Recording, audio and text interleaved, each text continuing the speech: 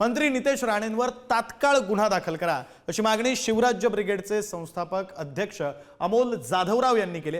मंत्री नितेश राणेंवर तात्काळ गुन्हा दाखल करा अशी मागणी अमोल जाधवराव यांनी केली। राणेंची मंत्रिपदावरून हकालपट्टी करण्याची सुद्धा मागणी केलेली। राणे वारंवार धार्मिक तेढ निर्माण करत असल्यामुळे त्यांची मंत्रिपदावरून हकालपट्टी करा असं ते म्हणाले।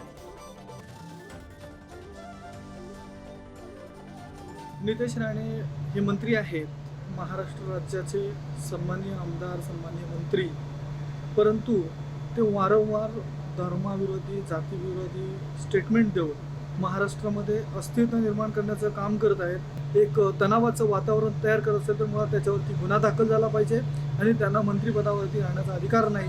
त्यांच्या मुख्यमंत्र्यांनी तत्काळ या गोष्टीकडे गंभीरपणे दखल घेऊन त्यांच्यावरती मंत्रिपदातून हकालपट्टी केली पाहिजे।